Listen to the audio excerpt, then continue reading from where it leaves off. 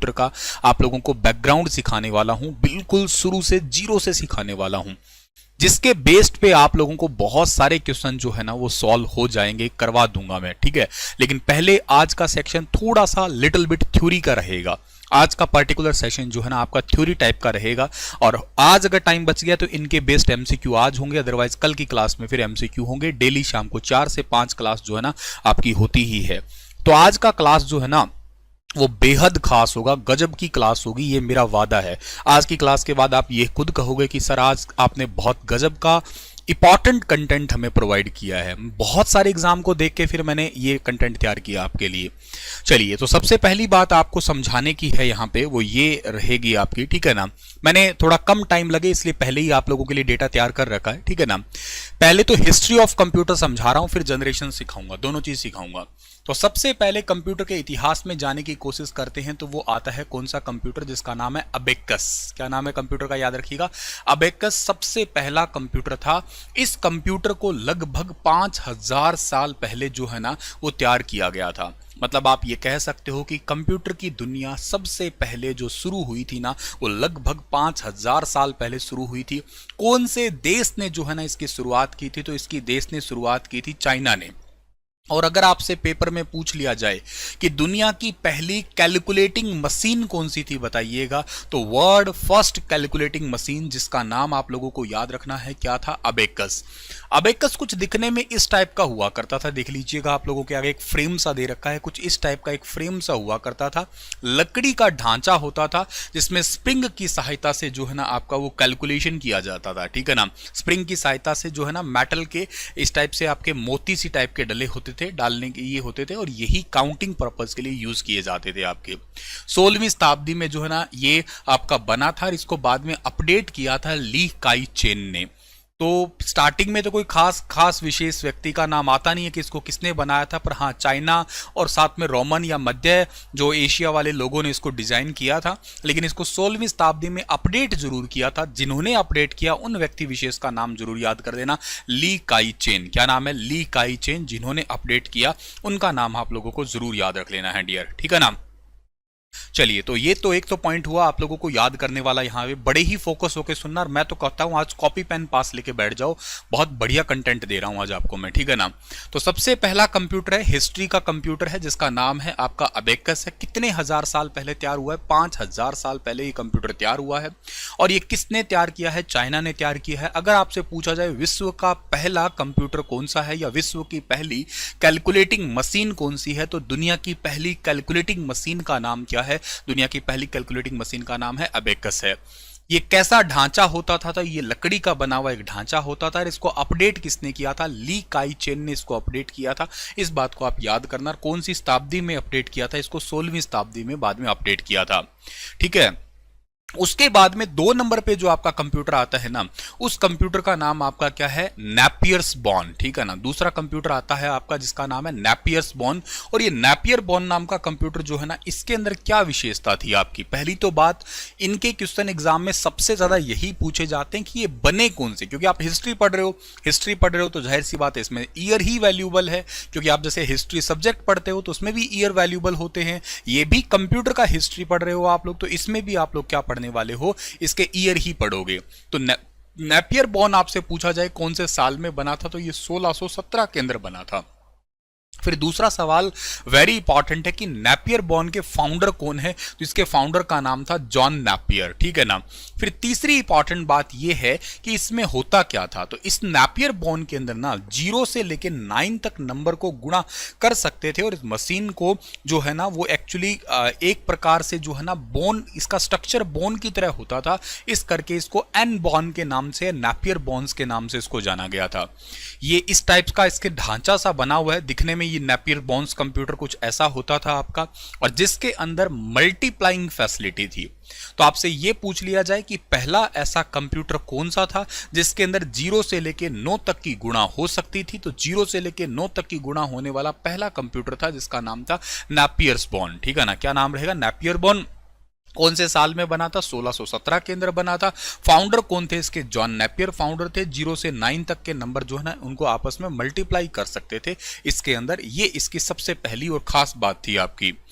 उसके बाद में हमारे पास में जो अगला कंप्यूटर आता है उसका नाम था आपका slide rule computer. Third number computer जो आया था हमारा उसका नाम था स्लाइड रूल। नाउ सर ये स्लाइड रूल जो है ना ये क्या होता है? स्लाइड रूल जो है ना इसका डिस्कवरी किया था विलियम ऑट्रिड ने, ठीक है ना। किसने डिस्कवरी किया था? विलियम ऑट्रिड ने किया था। कौन से ईयर के अंदर किया था? तो इसका डिस्कवरी हुआ था 1622 के अंदर हुआ था, याद रखिएगा आप लोग। और ये पहला ऐसा कंप्यूटर था दुनिया का जिसके अंदर लॉगरिथमिक कैलकुलेशन पॉसिबल हो पाई थी आपकी। अगर आपसे पूछ लिया जाए कि पहला ऐसा कंप्यूटर जिसके अंदर लॉगरिथमिक कैलकुलेशन पॉसिबल हुई थी तो वो कौन सा था? Slide rule. दिखने में कुछ कुछ ऐसा हुआ करता था, ये जैसे स्केल होता था ना इस टाइप से इसके अंदर जो है ना कैलकुलेशन मेथड अप्लाई किया जाता था। इस बात को आपको याद रखना है, ठीक है। तो स्लाइड रूल विलियम ऑट्रिड ने 1622 में डिजाइन किया था। लॉगरिथमिक कैलकुलेशन वाला दुनिया का पहला कंप्यूटर था। 3 नंबर कंप्यूटर में आपको यह सीखने को मिला। फिर उसके बाद में 4 नंबर कंप्यूटर पे अगर हम लोग आने की कोशिश करते हैं तो इसके अंदर क्या खास बात है हमारे पास? तो इस वाले कंप्यूटर की जो खास और पॉसिबिलिटी बात है वो ये है कि पास्केलाइन मशीन, इसका नाम ही तो एक तो इंपॉर्टेंट है कि आपसे पूछा जाए कौन सा कंप्यूटर है आपका, ये पास्केलाइन। पास्केलाइन जो है ना वो कौन से ईयर में बना? 1642 के अंदर बना, 1642 के अंदर। फिर बहुत इंपॉर्टेंट है कि इसके फाउंडर कौन थे, ये क्वेश्चन एग्जाम के लिए बहुत जरूरी है। इसके फाउंडर कौन थे? इसके फाउंडर का नाम ब्लेज पास्कल थे। एग्जाम में यहां से डायरेक्ट क्वेश्चन मैंने देखे हैं आए हुए, आपको इसलिए कह रहा हूं बहुत इंपॉर्टेंट टॉपिक है, इसलिए भी कह रहा हूं कि कॉपी पे लिख लेना इसको आप लोग। इसके फाउंडर का नाम था ब्लेज पास्कल। इसमें कुछ खास बातें थी वो बताता हूं क्या थी। 0 से 9 तक तो है ना इसमें जोड़ने की कैपेबिलिटी थी, और 0 से 9 तक ही इसमें जो है ना वो सब्ट्रैक्शन की भी कैपेबिलिटी थी। और 1671 में जो है ना लीव ब्रिज नाम के पर्सन ने इसको अपडेट किया और 0 से 9 तक इसको मल्टीप्लाई और डिवाइड करने की भी कैपेबिलिटी जो है ना इसके अंदर कर दी थी। तो कहने का मतलब यूं समझ लीजिएगा कि 1671 तक आते आते ब्लेज पास्कल एक ऐसी मशीन बन गई थी जिसके अंदर प्लस है, माइनस है, मल्टीप्लाई है, डिवाइड है, ये सारी की सारी फैसिलिटी अवेलेबल हो गई थी। इस तक आते आते इस बात को आप लोगों को यहां से याद कर लेना है डियर, ठीक है ना।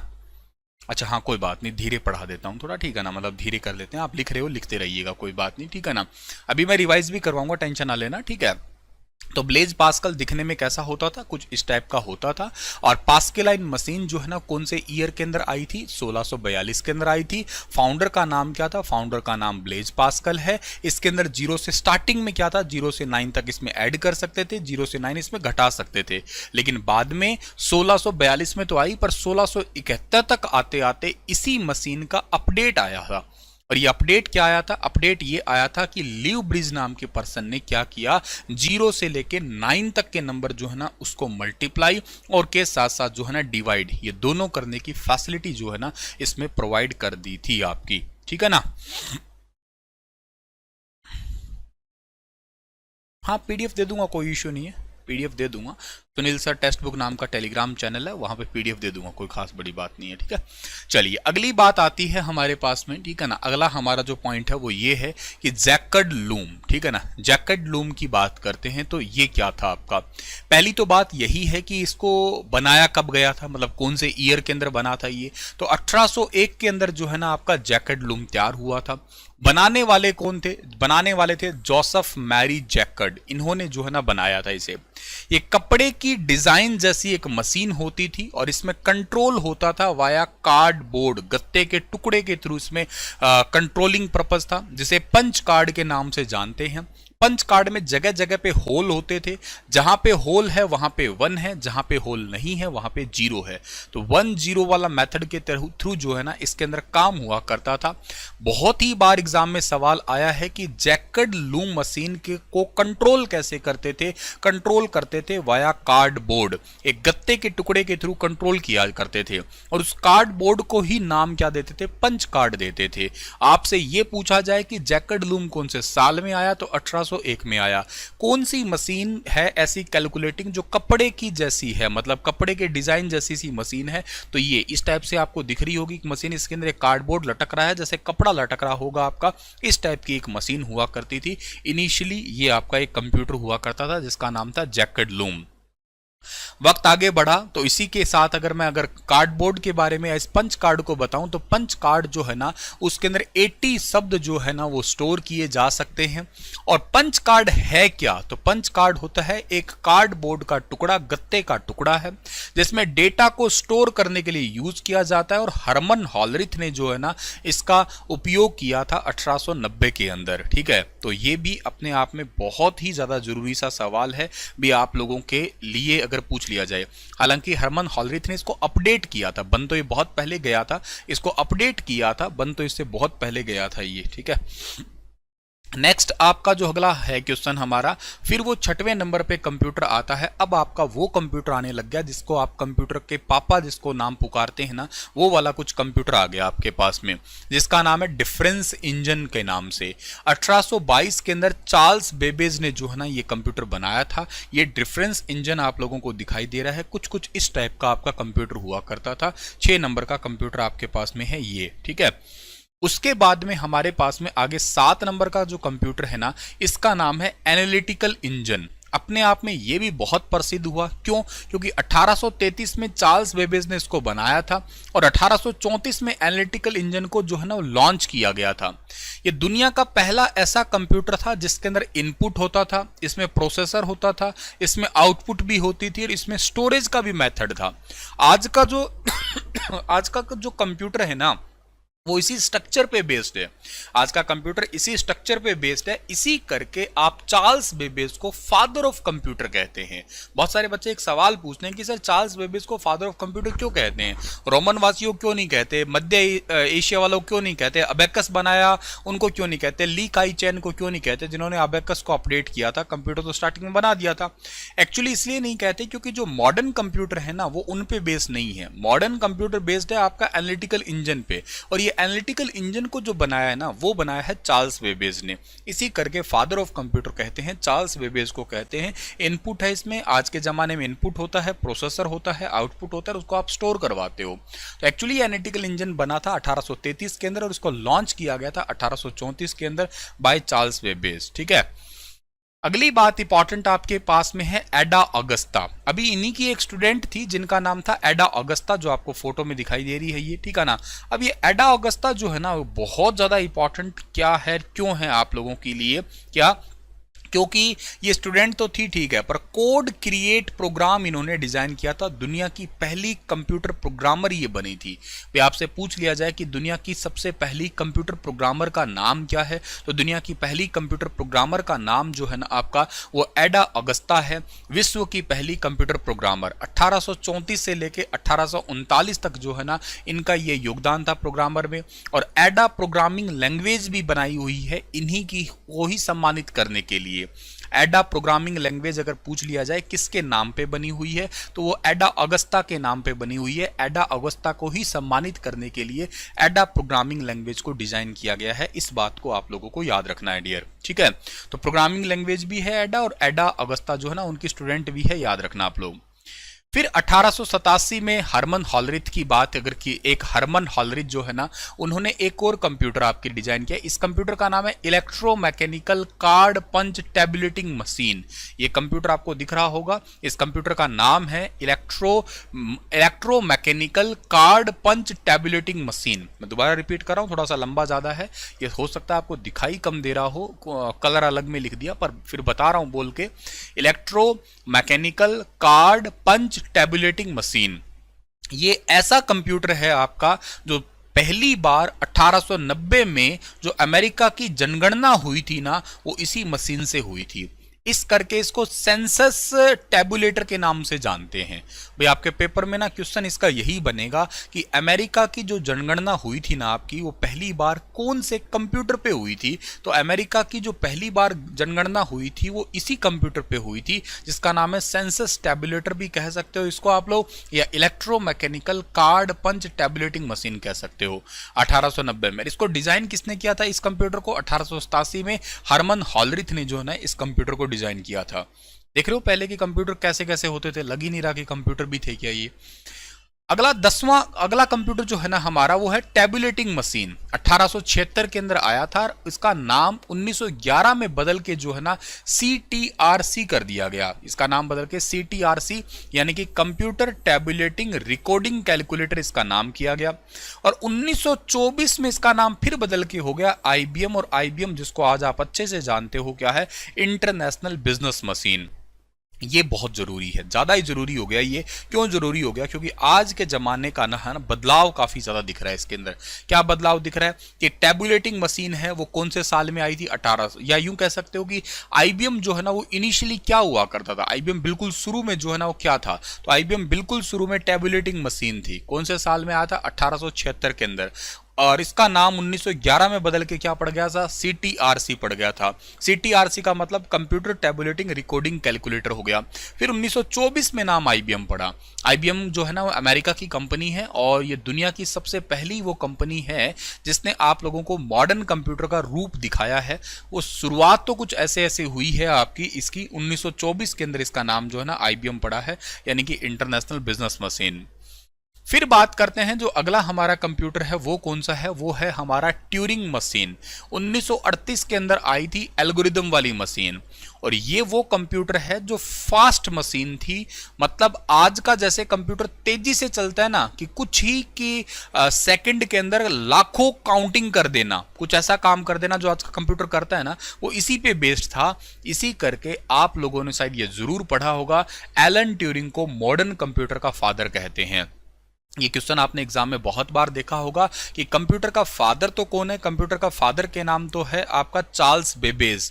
लेकिन अगर ये पूछा जाए कि एलन ट्यूरिंग कौन है, मॉडर्न कंप्यूटर के फादर है। क्यों? क्योंकि मॉडर्न कंप्यूटर बना है स्पीड के वजह से। स्पीड ही तो उसमें सब चीज है आपकी, और स्पीड को ही फास्ट करने का काम जो है ना वो इस कंप्यूटर ने किया। ये फास्ट मशीन थी जिसको आप लोग ट्यूरिंग मशीन के नाम से जाना करते हैं। फिर आपका एक कंप्यूटर आया था जिस कंप्यूटर का नाम था ABC machine, world first digital computer, जिसका नाम था ABC कंप्यूटर। पूछ लिया जाए कि दुनिया का पहला डिजिटल कंप्यूटर जो था ना उसका नाम क्या था? ABC था। कौन से साल में आया था? 1942 में आया था। और इसके फादर का नाम क्या है? जॉन विनिथ। एक तो विनिथ सिर्फ फादर ऑफ इंटरनेट है, लेकिन ये जॉन विनिथ थे, याद रखिएगा, जो कि आप लोगों के फाउंडर है। किस चीज के फाउंडर हैं? ये फाउंडर हैं आपके ABC मशीन के। उसके बाद में आपका अगला जो कंप्यूटर देखने को मिला उसका नाम था मार्क 1। मार्क 1 कौन से ईयर में? 1943 में आया है, और ये इलेक्ट्रोमैकेनिकल है। मतलब एक हाइब्रिड कंप्यूटर आ गया। मैकेनिकल तो अब तक नहीं हटा पाए आप लोग, लेकिन इलेक्ट्रो साथ में जोड़ जरूर दिया। फिर आता है एनिक, बहुत ही ज्यादा पॉपुलर आपके एग्जाम के लिए। 1946 के अंदर बना। एनिक का फुल फॉर्म है electronic numerical integrated and calculator. जे प्रेस्पर एकट और जॉन मोचले ने इसको डिजाइन किया। ये क्वेश्चन मैंने एग्जाम में बहुत बार देखा है कि एनिक का डिस्कवरी किसने किया था? जे प्रेस्पर एकट और जॉन मोचले ने डिस्कवरी किया था। 18,000 वैक्यूम ट्यूब लगी होती थी इसके अंदर। पहली पीढ़ी का बहुत ही बेहतरीन कंप्यूटर था, क्योंकि पहली पीढ़ी में वैक्यूम ट्यूब ही थी। लार्ज इन साइज था, कमरे का जितना बड़ा इसका साइज था आपका, ठीक है ना। तो ये था आपका एनिक कंप्यूटर जो पहली पीढ़ी का था। उसके बाद में आपका 14 नंबर कंप्यूटर जो है ना उसके अंदर क्या खास था? इसके अंदर आपका कंप्यूटर का नाम है EDSAC। EDSAC का मतलब electronic delay storage automatic calculator. पूरा नाम है इसका electronic delay storage automatic calculator. 1949 के अंदर जो ना विक्लिस ने जो है ना इसको डिजाइन किया था आपका। उसके बाद यूनिवैक, जो आज के टाइम में भी इसके बेस्ड आपका बहुत सारा काम होता है। यूनिवर्सल ऑटोमेटिक कंप्यूटर है। इसको भी जे प्रेस्पर और एकट और जॉन मोचले ने डिजाइन किया था 1951 में। दुनिया का पहला जो है ना आप लोगों का बिजनेस पर्पस कंप्यूटर यही बना था। अगर आप लोगों से पूछ लिया जाए कि दुनिया का पहला बिजनेस पर्पस कंप्यूटर का नाम क्या था, तो बिजनेस पर्पस कंप्यूटर का नाम आपका हुआ करता था यूनिवैक, ठीक है ना। यूनिवैक नाम का दुनिया का पहला बिजनेस पर्पस कंप्यूटर। फिर आपका EDVAC नाम का भी कंप्यूटर है एक आपका, इलेक्ट्रॉनिक डिस्क्रीट वेरिएबल ऑटोमेटिक, जो है ना 1952 में। ये भी जे प्रेस्पर एकट और जॉन मोचले ने जो है ना इसका डिजाइन किया था। तो ये थे आपके पहली पीढ़ी तक के कंप्यूटर सारे के सारे। होपफुली ये तो आपको आंखों के आगे आए होंगे कि ठीक है। उसके बाद में इन्हीं कंप्यूटर के अंदर जो है ना, अगर मैं कहता हूं जनरेशन के अंदर क्या क्या चीजें थी आपकी, भी कौन कौन सी जनरेशन के अंदर, अगर आप लोग एग्जांपल लेना चाहो कि कौन कौन सी जनरेशन में क्या क्या हुआ होगा। लाइक देखो, फर्स्ट जनरेशन का टाइम पीरियड क्या था, 1942 से लेके 1955 तक का था। सेकंड जनरेशन का टाइम पीरियड क्या था, 1955 से 1964 का था। थर्ड जनरेशन 1964 से 75, फोर्थ जनरेशन 75 से 89 और फिफ्थ जनरेशन 89 से आगे तक की। तो पहली पीढ़ी का जो कंप्यूटिंग डिवाइस थे, मतलब फर्स्ट जनरेशन के अंदर जो प्रोसेसिंग डिवाइस हुआ करते थे ना, वो कौन से थे? तो फर्स्ट जनरेशन के अंदर प्रोसेसिंग डिवाइस हुआ करते थे वैक्यूम ट्यूब। वैक्यूम ट्यूब से ही सारा काम होता था। अभी मैंने जैसे कहा था कि एनिक नाम का कंप्यूटर था, उसके अंदर 18,000 वैक्यूम ट्यूब लगी होती थी। तो बड़ी बड़ी ट्यूब होती थी कि इंसान जितनी बड़ी बड़ी, हीटिंग इशू ज्यादा था। सेकेंड जनरेशन के, अच्छा, वैक्यूम ट्यूब 1904 के अंदर ना जे फ्लामिंग ने डिस्कवर की थी, तकरीबन कुछ ऐसे ऐसे दिखने में। सेकेंड जनरेशन में आया ट्रांजिस्टर। आपसे पूछा जाए ट्रांजिस्टर जो है ना, इसका डिस्कवरी कब हुआ था? तो ट्रांजिस्टर का डिस्कवरी हुआ था 1947 के अंदर। और किसने किया था? विलियम शॉकले ने जो है ना इसका डिस्कवरी किया था। ये भी बात आप लोगों को यहां से याद कर लेना है डियर, ठीक है ना। सर बुक में अलग डेट दिया है, ये बात एक बहुत ही वाजिब बात है कि ये ईयर वाला डेट अलग अलग दिया है। यही कहना चाह रहे हो कि आप लोग बिल्कुल कह सकते हो। मैं इस बात को थोड़ा सा क्लियर कर देता हूं आप लोगों को, जहां मर्जी पढ़ो हर जगह ये साल अलग मिलेंगे तुम्हें। पर मैंने तुम्हें ये क्यों दे रखे हैं, उसके पीछे कारण है कि अब तक के हुए एसएससी के सभी पेपर को मैंने मद्देनजर रखते हुए रेफरेंस निकाल के ये ईयर लिखे हैं। क्यों पीढ़ियों के साल अलग अलग क्यों हैं सर? जैसे आप पांचवी पीढ़ी में जी रहे हो फिलहाल के लिए, लेकिन भारत में तो ढंग से पांचवी पीढ़ी नहीं आई। ब्रिटेन में तो बिना ड्राइवर की कार चल रही है, लेकिन इंडिया में ड्राइवर समेत ही गाड़ी चल जाए वही बहुत बड़ी बात है। ड्राइवर समेत ही ठोक देते हैं लोग तो बिना ड्राइवर तो चले ही कहां से? तो जिस दिन बिना ड्राइवर रोबोटिक काम हो जाएगा, उस दिन समझो पांचवी पीढ़ी तुम्हारे आगे है ये। इसलिए किसी देश में पहले आ गई, किसी में बाद में आ गई, तो वो साल आगे पीछे है। लेकिन मैंने जो लिखे हैं वो ये लिखे एनसीईआरटी बेस्ड स्कूलों की किताब, और प्लस में जो एसएससी के पेपर हुए हैं वहां से ये क्वेश्चन अक्सर पूछे गए, तो उनका रेफरेंस निकाल के लिखे हैं। तो इनमें आप ना डाउट इसलिए नहीं कर सकते क्योंकि ये पेपर में आए हुए हैं और ऑलरेडी आंसर की में यही आंसर दिए गए हैं। तो करके आप बिना टेंशन बिना झिझक के ये साल याद कर लेना। आपको कंटेंट जो दे रहा हूं वो ठीक ढंग वाला दे रहा हूं, कोई गड़बड़ नहीं रहेगा इसके अंदर, ठीक है ना। सेकंड जनरेशन का कंप्यूटर CDC 1909 है। तो मैंने सेकंड जनरेशन का कंप्यूटर तो अभी कोई बताया ही नहीं। मैंने तो कंप्यूटर का एग्जांपल दिया ही नहीं अभी है? मैंने तो कंप्यूटर का एग्जांपल दिया ही नहीं सेकंड जनरेशन का अभी तक। अभी जब दूंगा तब बताना तो मुझे। अभी तो मैं तुम्हें जनरेशन के अंदर एग्जांपल दे रहा हूं कि इसके अंदर पहले में क्या था, वैक्यूम ट्यूब हुआ करती थी, दूसरे में आपका ट्रांजिस्टर आया है, तीसरी जनरेशन में आई है आईसी। आईसी का मतलब क्या होता है? आईसी का मतलब इंटीग्रेटेड सर्किट। एक बात बड़े ही दिल खोल के सुन लीजिएगा बहुत ढंग से, जो यहाँ पे आपको कंटेंट दे रहा हूं उसमें कोई कमी नहीं होगी। पहली बात, बहुत ही शिद्दत से बड़ी मेहनत से सारा कंटेंट तैयार किया हुआ है, और सारा का सारा कंटेंट ऑलरेडी किसी पेपरों से ही लिया हुआ है जो ऑलरेडी उन्होंने आंसर दिए हुए हैं। तो कोई टेंशन मत लेना कि इस किताब में ये और उस किताब में ये, आपको ये भड़क नहीं मिलेगी यार मेरे को कहीं और जाके पढ़ना पड़ेगा, गलत और सही क्या है। यहां सुनील सर मतलब कंटेंट इज इक्वल टू बिल्कुल ओके, कोई टेंशन नहीं है। कोई गड़बड़ करवा के मेरे को तो देखो शौक है नहीं, क्यों ही मैं आपको गलत चीजों के रट्टे मरवाऊंगा और क्यों ही गलत चीज याद करवाऊंगा। मैंने देखो मेरा फर्क और किताबों में फर्क थोड़ा यही रहेगा ना, भी कहीं आपको कंफ्यूजन, उस कंफ्यूजन को दूर करूं ना कि कंफ्यूजन बढ़ाऊं। तो मैं आपको तसल्ली से कह रहा हूं, मैंने सच में मेहनत की है, मेहनत करके फिर कंटेंट लेके आया हूं। ऐसे नहीं कि उल फिजुल तरीके से इनको आपके आगे रिप्रेजेंट किया हूं, तो थोड़ा सा इस पे भरोसा रखना। आईसी का फुल फॉर्म है इंटीग्रेटेड सर्किट है, 1957 से 59 के दौरान तैयार की गई थी, जैक किल्बी ने तैयार की थी, सिलिकॉन की बनी होती है, पर आज के टाइम में सिलिकॉन की जगह रिप्लेस करके हम गैलियम आर्सेनाइड लेके आ रहे हैं। और तीसरी पीढ़ी की आईसी कहलाती थी स्मॉल स्केल इंटीग्रेशन और मीडियम स्केल इंटीग्रेशन, एसएसआई और एमएसआई के नाम से पुकारी गई थी। ये भी पॉइंट आप लोगों को यहां से याद करना है। अच्छा, आईसी फोर्थ जनरेशन के अंदर भी आईसी थी, ये भी पॉइंट आप लोगों को यहां से याद रखना है। थैंक यू जिशान, ठीक है ना। आपकी फोर्थ जनरेशन के अंदर भी आईसी आई थी। आईसी का मतलब इंटीग्रेटेड सर्किट ही होता है, पर एलएसआई और वीएलएसआई, एलएसआई का मतलब होता है लार्ज स्केल इंटीग्रेशन, वीएलएसआई मतलब वेरी लार्ज स्केल इंटीग्रेशन। और चौथी पीढ़ी के कंप्यूटर को ही आप लोग माइक्रो प्रोसेसर कहने लग गए थे पहली बार। ये भी पॉइंट भी आप लोगों को यहां से याद कर लेना है डियर, ठीक है ना। चौथी पीढ़ी का ही माइक्रो प्रोसेसर था। आपसे कोई पूछ लिया जाए किस जनरेशन का कंप्यूटर को माइक्रो प्रोसेसर कहा था, तो वो फोर्थ जनरेशन का माइक्रो प्रोसेसर था आपका। फिफ्थ जनरेशन के अंदर अल्ट्रा लार्ज स्केल इंटीग्रेशन आ गया था, जिसको एआई कहने लग गए आप लोग, यानी कि आर्टिफिशियल इंटेलिजेंस कहने लग गए। पहली पीढ़ी में जो मेमोरी यूज करते थे वो मैग्नेटिक ड्रम मेमोरी यूज करते थे। दूसरी पीढ़ी की ट्रांजिस्टर बेस्ड मेमोरी थी। थर्ड की आपकी हाई स्पीड मेमोरी थी, आईसी बेस होगी। चौथी जनरेशन में सीडी, डीवीडी, फ्लॉपी और हार्ड डिस्क आ गई। पांचवी में large scale micro processor memory होगी, या यूं कह सकते हो आप लोग क्लाउड कंप्यूटिंग जो है ना पांचवी जनरेशन तक आ गई। फिर बात आती है आप लोगों की कि पहली पीढ़ी में ऑपरेटिंग सिस्टम कौन सा था। तो पहली पीढ़ी का ऑपरेटिंग सिस्टम था बैच प्रोसेसिंग सिस्टम, जिसको ऑफलाइन प्रोसेसिंग सिस्टम कहते हो। दूसरी पीढ़ी में भी बैच ऑपरेटिंग सिस्टम हुआ करता था, काम डेटा दे दिया, देने के बाद में डिस्कनेक्ट हो जाना। तीसरी पीढ़ी के अंदर था टाइम शेयरिंग ऑपरेटिंग सिस्टम। चौथी पीढ़ी के अंदर मल्टीटास्किंग ऑपरेटिंग सिस्टम। पांचवी पीढ़ी के अंदर KIPS knowledge information processing system के नाम से जाना जाता है। अच्छा, उसके बाद में जो ना लैंग्वेज कौन सी यूज की गई, तो पहली पीढ़ी के अंदर बाइनरी लैंग्वेज यूज की गई, 0101 वाली भाषा। दूसरी पीढ़ी के अंदर फोर्ट्रान लैंग्वेज आई, जिसको आप हाई लेवल लैंग्वेज कहते हो। थर्ड जनरेशन के अंदर फोर्ट्रान का सेकंड और fourth version, COBOL, pascal basic language भी। और फोर्थ जनरेशन में सी लैंग्वेज और C++।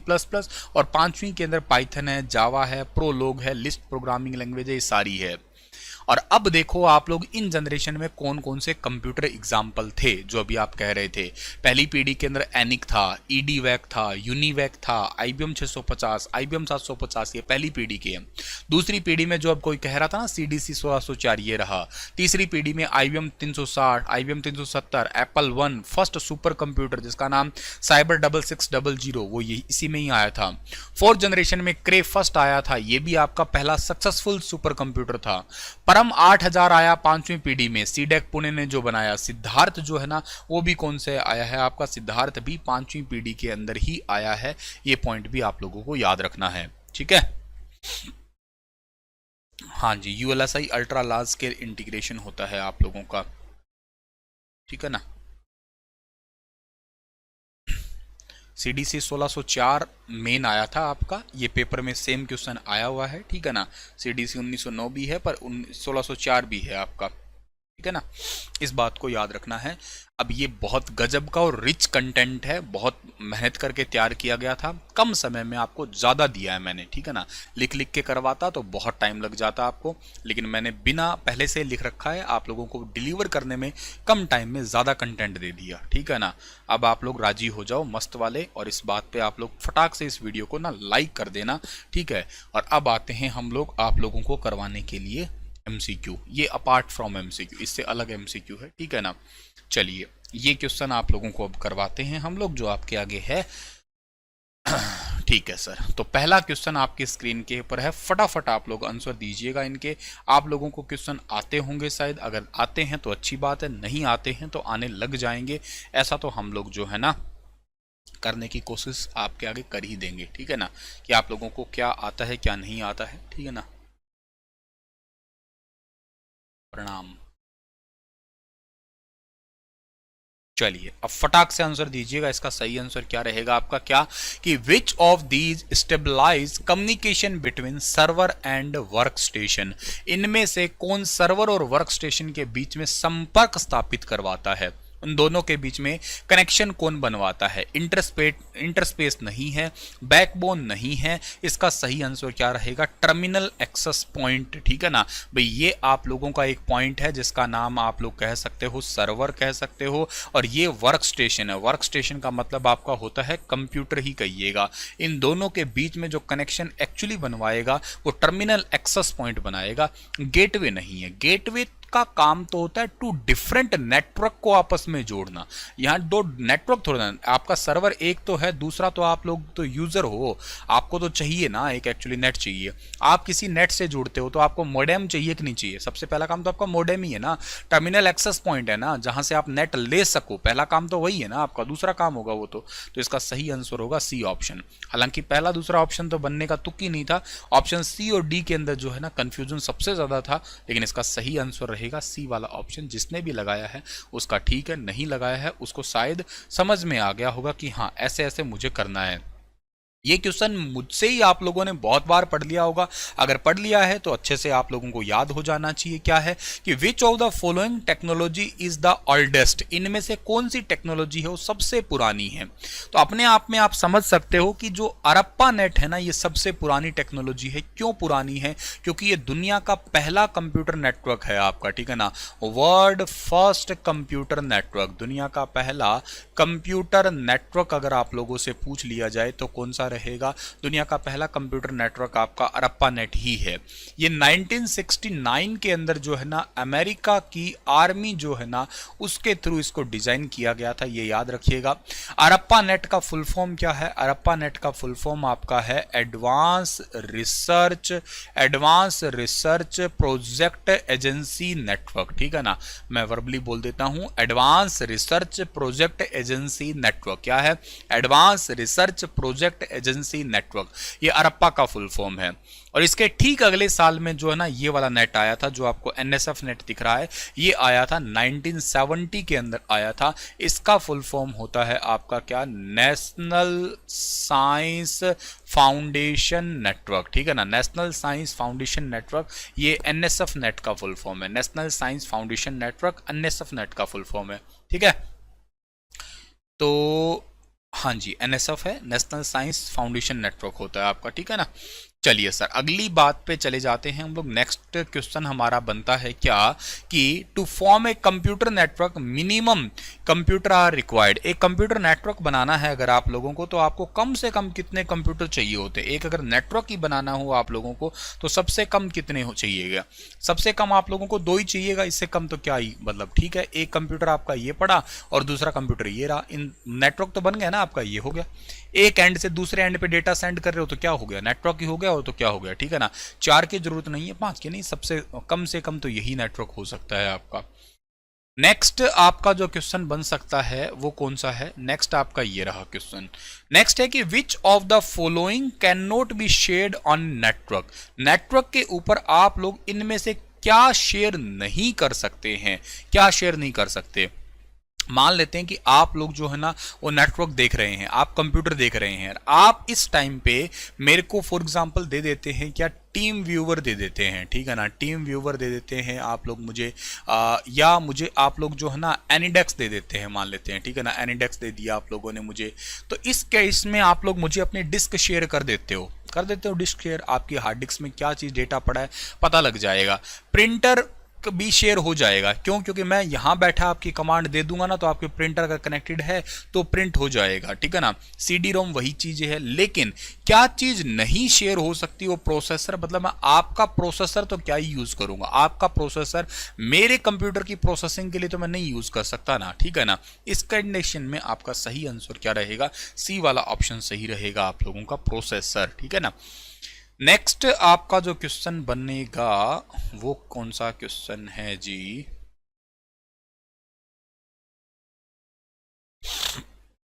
नेक्स्ट क्वेश्चन है आपका ये वाला। नेक्स्ट क्वेश्चन क्या कहता है आपको कि the classification of exclusively private network used by employ of a company in one place is.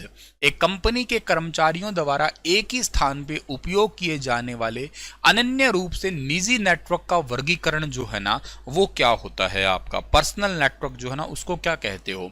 तो आप अपने घर घर में एक कंपनी में अगर कोई नेटवर्क यूज कर रहे हो तो उसको क्या कहोगे? इंटरनेट। देखो इंटरनेट तो कहते हो, लेकिन इन्होंने थोड़ा स्पेसिफाई कर दिया कि एक लोकल एरिया पे यूज कर रहे हो आप लोग, तो जाहिर सी बात है इसका नाम भी आप लोग क्या दोगे? लोकल एरिया ही दोगे, क्योंकि लोकल एरिया का रेंज क्या होता है? लोकल एरिया का रेंज होता है आपका 2 किलोमीटर जो है ना, 2 किलोमीटर तक जो है ना ये बेस्ट होता है आपका। तो लोकल एरिया के अंदर तो यही रहेगा आपका यूज। अगर मैं पूछ लूं ये कौन सी टेक्नोलॉजी पे बेस्ड होता है, तो ये आपका टेक्नोलॉजी पे बेस्ड होता है जिसका नाम क्या है आपका? इथरनेट टेक्नोलॉजी के ऊपर बेस्ड रहता है। इस बात को आप लोग याद रखिएगा, ठीक है ना। कौन सी टेक्नोलॉजी पे बेस्ड रहता है? ये इथरनेट टेक्नोलॉजी के ऊपर बेस्ड रहता है। इस बात को भी आप लोगों को यहां से याद रखना है, ठीक है। अच्छा, वाइड एरिया नेटवर्क है ना, ये क्या होता है? इसको आप लोग कहा करते हो dial up network. Dial up network. Dial up network का मतलब क्या हुआ आपका?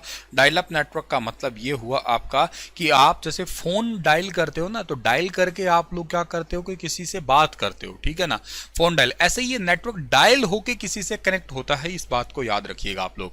अरप्पा नेट तो ये हो ही गया, और ये सबसे स्लो वाला नेटवर्क भी है, ठीक है ना। डायल अप नेटवर्क जो है ना सबसे स्लो भी है। अरप्पा नेट दुनिया का पहला नेटवर्क होता है, वो सब समझ गए आप लोग, ठीक है। कोई कमेंट में मुझे लिख के बताएगा फादर ऑफ इंटरनेट कौन है, ठीक है ना। फादर ऑफ इंटरनेट कौन है पहले मुझे ये बताए, उसके बाद हम लोग जो है ना इस क्वेश्चन के ऊपर जाएंगे। फादर ऑफ इंटरनेट कौन है, कोई बताएगा?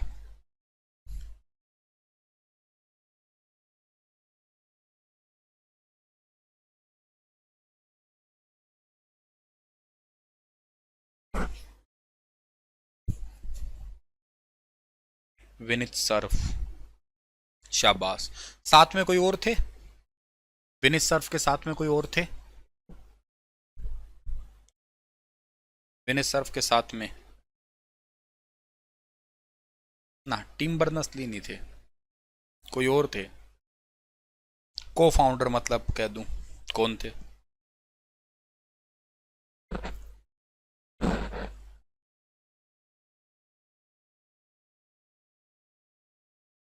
अजय मुस्कुरा काहे रहे हो? प्रीति नेहरा ने सही जवाब दिया है। रॉबर्ट एंकल थे एक्चुअली, ठीक है ना। इन्होंने इंटरनेट का जो कंसेप्ट दिया था ना आपका, इंटरनेट, ठीक है ना। इंटरनेट, इंटरनेट को आप लोग एक्चुअली कहा करते हो क्या? इंटरनेशनल नेटवर्क के नाम से जानते हो, ठीक है ना। इंटरनेशनल नेटवर्क के नाम से जानते हो, और ये इंटरनेशनल नेटवर्क जो है ना वो आप लोगों का वर्ल्ड लार्जेस्ट, ठीक है ना, वर्ल्ड लार्जेस्ट जियोग्राफिकल एरिया है, उसके अकॉर्डिंग सबसे बड़ा नेटवर्क जो है ना ये होता है आपका। दुनिया का सबसे बड़ा एरिया वाइज सबसे बड़ा नेटवर्क होता है आपका ये, ठीक है। और विच of these network is usually the fastest? अगर जो कंप्यूटर को सबसे तेज बनाता है नेटवर्क, तो मैंने कहा है अभी आप लोगों को वही बनाएगा जो आप लोगों के शॉर्ट डिस्टेंस के अंदर रहेगा, ठीक है ना। शॉर्ट डिस्टेंस के अंदर जो रहेगा वही कंप्यूटर को तेज बनाता है। भाई सिंपल ही समझ लो आप लोग, जो लॉन्ग डिस्टेंस होता है ना, लॉन्ग डिस्टेंस चाहे लव हो, लॉन्ग डिस्टेंस चाहे दोस्ती हो, उसमें ना गलत फहमियाँ तो अक्सर आ ही जाती है। जब पास पास बंदे रहते हैं तो कुछ गलत फहमियाँ आ भी जाए ना, तो भी गिले शिकवे बड़े जल्दी दूर कर लिए जाते हैं, क्योंकि रोज ही तो माथे पे जाके भिड़ना है, तो काहे कितने के दिन गिले और शिकवे रखोगे। और जब बहुत दूर दूर होते हो तो फिर गिली गिली छुपा छुपा हो जाता है, ज़्यादा दूर होने पे ज़्यादा गलत फहमियाँ हो जाती है, मुंह बतंगड़ से बन जाते हैं, मुंह फूल के गुब्बारे हो ही जाते हैं। तो ज़्यादा दूर जाओगे तो रेंज कमी हो जाएगी, पास आओगे तो रेंज बढ़ी जाएगी। तो पास का नेटवर्क है तो फास्ट हो ही जाएगा, और पास का नेटवर्क इनमें से कौन सा है भैया? लैन ही होता है। लैन बोले तो लोकल एरिया नेटवर्क होता है, ये याद रखिएगा, जिसका डिस्टेंस आपका 2 किलोमीटर का रहता है। मैन मेट्रोपॉलिटन एरिया नेटवर्क होता है, और इसका मतलब क्या बताया सर ने आपको? मेट्रोपॉलिटन एरिया नेटवर्क जो है ना ये होता है आपका। और इसका डिस्टेंस कितना बताया सर ने? डिस्टेंस बताया सर ने 50 किलोमीटर का बताया है इसका, ठीक है ना। और मैन तो भैया ये है कि 7 समुंदर पार मैं तेरे पीछे पीछे आ गई, उस वाले प्रकार के गानों वाला है ये। तो दो दुनिया के देश या दो राज्य हैं, उनके बीच में अगर कम्युनिकेशन करना है ना, तो आप लोगों को इसका जरूरत पड़ेगा डियर, ठीक है ना। तो इसके लिए आप लोगों को तो बहुत दूरी हो जाएगा, तो बहुत ही ज़्यादा दूर है, ठीक है ना। ये तो बहुत ही दूर है आप लोगों को, ठीक है ना। तो इसको थोड़ा सा याद कर लेना आप लोग। बड़ा मुस्कुरा रहे हो, क्या गम है कि छुपा रहे हो? चलो कोई बात नहीं। अगला जो आपका सवाल बन सकेगा वो कौन सा है? ये लैन। लैन इज यूज फॉर, लैन किस लिए यूज होता है बताइएगा? लैन किसके लिए यूज होता है? लैन किसके लिए यूज होता है? लंबे क्षेत्र के नेटवर्क के लिए, बड़े क्षेत्र के नेटवर्क के लिए, फॉर लोकल एरिया के लिए। सर ने अभी तो बताया आप लोगों को लैन का मतलब ही क्या होता है। लैन का मतलब लोकल एरिया ही तो होता है ना आपका, थोड़ी सी दूरी के लिए यूज कर लो बस, लोकल एरिया के लिए सी वाला ऑप्शन सही रह जाएगा इसका हमारा, है ना। लैन का पूरा नाम ही क्या है? अभी तो सर ने बताया लोकल एरिया नेटवर्क, तो फिर दोबारा ही क्यों बता रहे हैं सर हमें? ठीक है, अच्छी बात है। लैन नेटवर्क से जुड़े computer connected in LAN can क्या होते हैं? लैन से अगर कोई कंप्यूटर नेटवर्क कनेक्टेड है तो उसके साथ में क्या पॉसिबिलिटी रह सकती है आपकी? पहला ऑप्शन है कि बहुत तेज चलते हैं, ऐसा जरूर थोड़ी ना कि लैन से जोड़ दिया तो बहुत तेज ही चलेंगे वो आपके, ऐसा कोई कंपलसरी चीजें नहीं है ये आपकी। बिकम ऑनलाइन, लैन से जोड़ने से सारा दिन ऑनलाइन रहे ऐसा जरूरी थोड़ी ना आप लोग, ठीक है ना। आप अपना ऑनलाइन अपने ब्लू टिक के ऑफ भी कर सकते हैं, ठीक है ना, ताकि अगला कोई मैसेज करे तो पता ही ना लगे अगले को कि आप ऑनलाइन हो कि नहीं हो, आपने उसका मैसेज देखा कि नहीं देखा, है ना। तो ये काम भी हो जाता है। अच्छा, सूचना या पेरिफेरल एक्टिविटी शेयर करते हैं, मतलब क्या है कि इंफॉर्मेशन एंड पेरिफेरल इक्विपमेंट, हाँ ये ठीक है आपका, ये ठीक है। लैन ऐसे कैसे हो सकता है सर, एक मेरे कंप्यूटर में लैन है, एक सामने वाले कंप्यूटर के लैन है, हम दोनों आपस में अपने इंफॉर्मेशन शेयर कर सकते हैं। हाँ कर सकते हैं सर, मेरे कंप्यूटर का डेटा मैं उसको ट्रांसफर कर दूंगा, उसके कंप्यूटर का डेटा मैं अपने कंप्यूटर में ट्रांसफर कर लूंगा, ये काम लैन के थ्रू हो जाता है। प्रिंटर से कनेक्ट कर लूँ मैं तो मेरे इस प्रिंटर का डेटा मैं उस प्रिंटर में भेज दूंगा, उस प्रिंटर का डेटा जो है ना हो सकता है मैं लैन ट्रांसफर करके सेकेंड और प्रिंटर में ट्रांसफर कर लूंगा। तो ये पॉइंट भी आप लोगों को याद रखना है, यहाँ पे लैन के थ्रू ये वाले काम जो है ना वो हो सकते हैं। नेक्स्ट आपका जो क्वेश्चन पढ़ रहा है वो कौन सा है, नेक्स्ट क्वेश्चन है आपका, किसी कॉलेज परिसर तक सीमित कंप्यूटर नेटवर्क को क्या कहते हैं। सिर्फ और सिर्फ एक कॉलेज तक ही सीमित है, उस नेटवर्क को क्या कहोगे आप लोग। तो मैंने अभी आपको बताया है एक्चुअली कौन सा नेटवर्क, मैंने बताया तुम्हें एक लैन बताया, लोकल एरिया नेटवर्क। लेकिन कॉलेज है या कोई यूनिवर्सिटी है ना, उनका एरिया थोड़ा सा दायरा बढ़ जाता है, थोड़ा सा दायरा बढ़ जाता है इन द सेंस आपका कि उनका दायरा आपका बढ़ के जैसे लैन का एरिया तो ना 2 किलोमीटर तक के एरिया में बेस्ट होता है। लेकिन इसके बाद में एक आता है कैन। कैन का मतलब क्या होता है, कैन का मतलब आपका होता है डियर कैंपस एरिया नेटवर्क होता है, ठीक है ना, कैंपस एरिया नेटवर्क होता है। और ये कैंपस एरिया नेटवर्क जो है ना आपका, इसका डिस्टेंस कितना होता है, 5 किलोमीटर तक का बेस्ट होता है ये। तो इसी करके आप कॉलेज वगैरह के लिए, यूनिवर्सिटी वगैरह के लिए कैंपस एरिया नेटवर्क का यूज कर लेते हो। है तो लैन जैसा ही, यूं समझो लैन को रिपीटर लगा के बढ़ा दिया आपने, डिस्टेंस बढ़ा दिया लैन का आपने, इतना ही काम कर दिया आपने, यही आपका हो गया लैन सिंपली, है ना। चलिए सर अगले सवाल की ओर जाइएगा आप लोग हमें, और अगला क्वेश्चन हमारा क्या कहता है, विश्व का सबसे बड़ा नेटवर्क कौन सा है।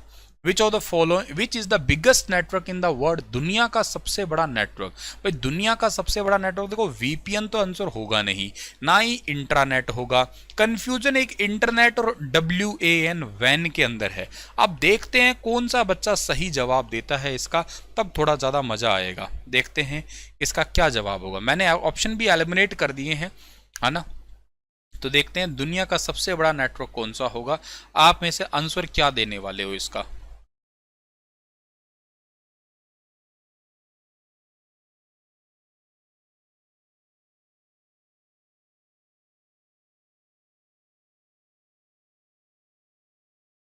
एक आधा वैन कह रहा है, कोई लोग इंटरनेट कह रहे हैं। अब ऑप्शन तो दो ही छोड़े हैं सर ने, तो दोनों में से दोगे कोई, एक बार वीडियो को लाइक तो कर दो।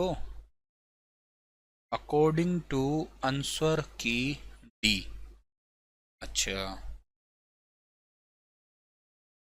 बट इस सवाल का सही आंसर रहेगा बेटा इंटरनेट, ठीक है ना। अकॉर्डिंग टू आंसर की है, समझिएगा इंटरनेट जो है ना, ये याद रखिएगा आप लोग, क्या होता है आपका वर्ल्ड लार्जेस्ट नेटवर्क होता है आपका, ठीक है ना, वर्ल्ड लार्जेस्ट नेटवर्क यही है।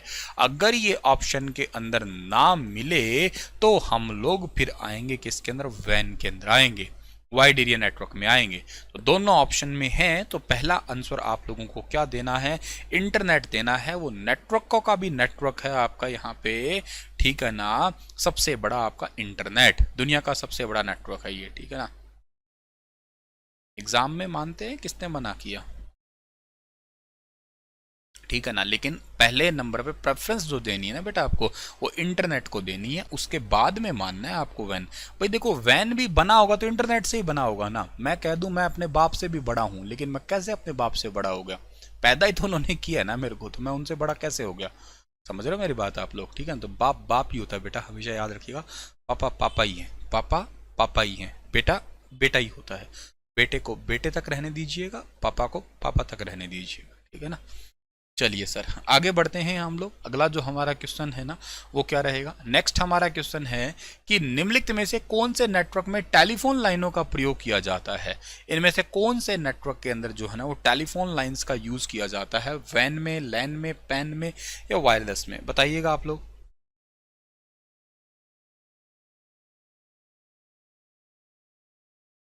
बताओ, अब देखते हैं कौन इसका ठीक आंसर देगा।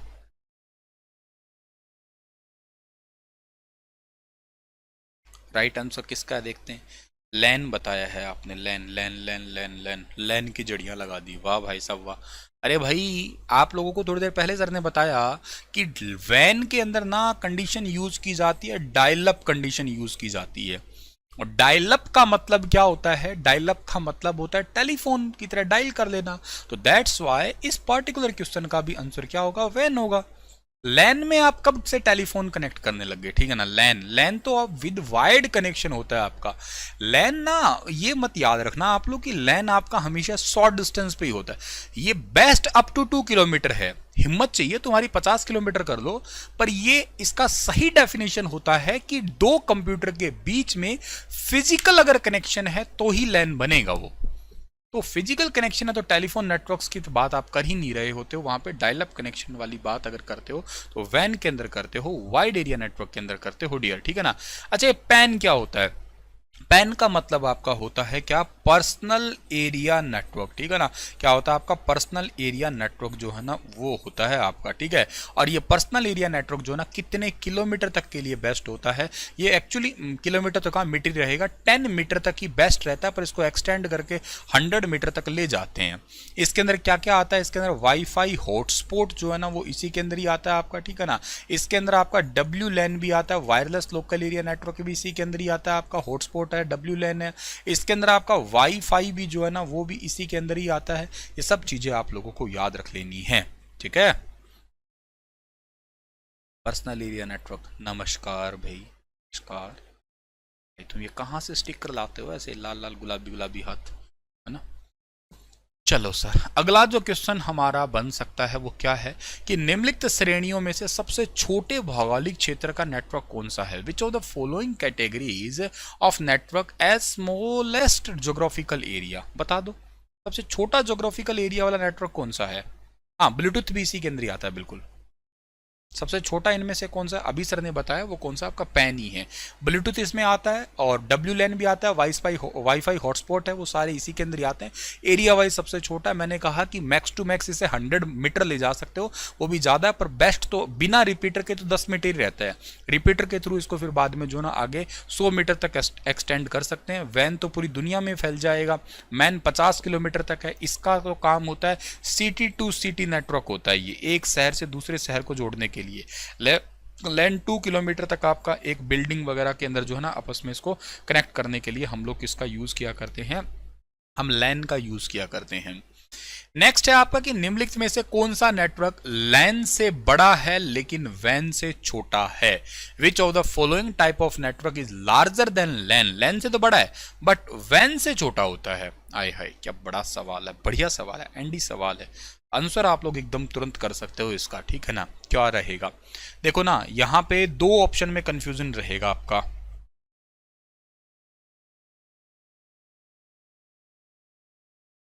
दो ऑप्शन में कंफ्यूजन रहेगा, देखो क्या है, गैन तो आएगा नहीं। गैन तो एक्चुअली क्या है कि ग्लोबल एरिया नेटवर्क है, ये तो वैन से भी बड़ा हो गया, सैटेलाइट नेटवर्किंग वाली बात आ गई।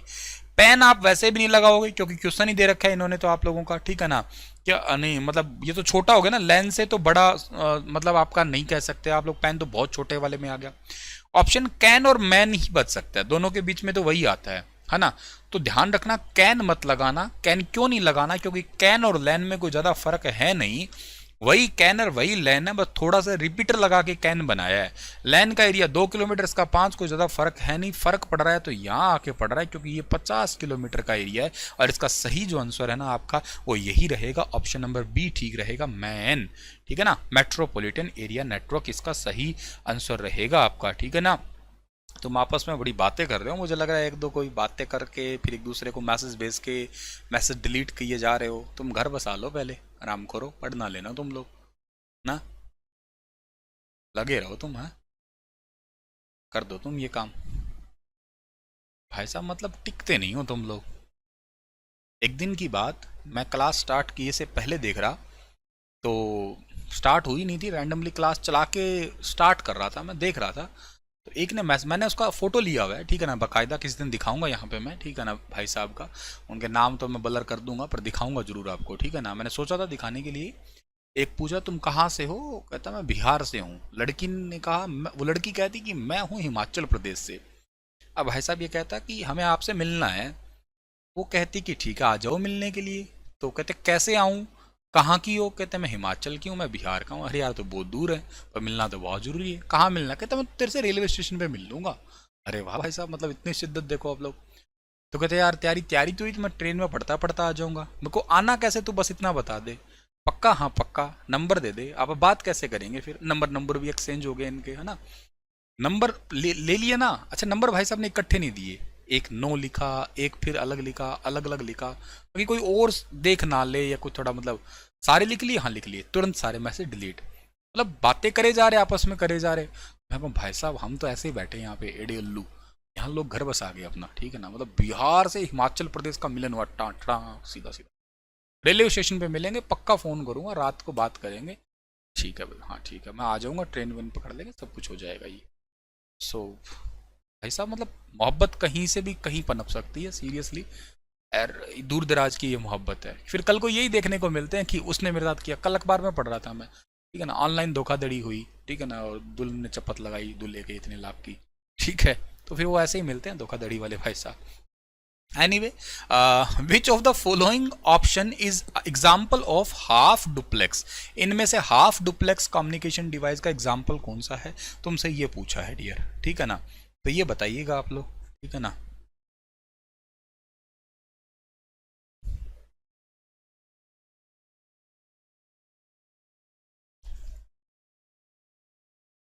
बस कोशिश करते रहिए। हाफ डुप्लेक्स का एग्जाम्पल क्या है इसमें से, रेडियो हाफ डुप्लेक्स का है क्या, नहीं। रेडियो तो आपका सिंप्लेक्स का एग्जाम्पल होता है, ठीक है ना। रेडियो होता है सिंप्लेक्स का। इसमें तो क्या होता है आपका, इसमें होता है वन वे कम्युनिकेशन होता है इसके अंदर, ठीक है ना। कैसा होता है इसके अंदर, वन वे कम्युनिकेशन होता है, एक ही दिशा में होता है। ये होता है वन साइडेड प्यार। बस आप देखे जाओ और अपने मन में बस आहें भरो कि वाह ये हमारी दुल्हन है, ये हमारा दूल्हा है, हम इससे मोहब्बत करते हैं, बस वन साइडेड प्यार। ये वो रेडियो है। उधर से बेटा रिप्लाई आएगा ऐसा कभी मत सोचना। टीवी है, रेडियो है, कीबोर्ड है, या इनपुट डिवाइसेस सारे हैं। टेलीफोन की बात कर रहे हो, टेलीविजन की बात कर रहे हो, ये टेलीफोन तो आपका जो है ना दूसरी कैटेगरी के अंदर आ गया है, ठीक है ना। और दूसरी कैटेगरी के अंदर आने का मतलब कुछ ऐसा समझ लीजिएगा आप लोग कि इसमें तो आप लोग फुल डुप्लेक्स में आ गया। Full duplex in the sense कि आप तो उसमें चिक चिक कर सकते हो, तू ऐसा है, तू ऐसा है, तूने यूं कर दिया, तूने यूं कर दिया, ये कर दिया, वो कर दिया, फलाना ढिमकाना, उस टाइप से जाड़ पीस पीस के जो आते हो ना आप लोग, वो कंडीशन में है। तो ये तो फुल डुप्लेक्स में बन गए आप लोग। टेलीविजन तो इसी सेम ही कैटेगरी में है, ठीक है ना। भौंके जाओ सामने, बस आप ही कहोगे, सामने वाला बस आपकी सुनेगा ही, ठीक है ना। आप उसको रिप्लाई नहीं कर सकते, बस एंकर है वो, समझ लीजिएगा। Walkie talkie is the best example of half duplex. आपने अपनी पूरी बात कर दी, फिर कह दिया ओवर, अब बेटा सुन, तू मेरी भी सुन ले, तू बकलिया ना, अब मेरी सुन तो, ठीक है ना। अब आप अपनी भड़ास निकालोगे, फिर हो गएगा तू रुक, अब मेरी सुन तो, ठीक है ना। पुलिस वाले जो एग्जाम्पल यूज करते हैं ना वो यही वाला होता है, walkie talkie is the best example, ठीक है। चलिए भाई, चलिए माय लॉर्ड, आज की क्लास को यहीं पे ही रोकना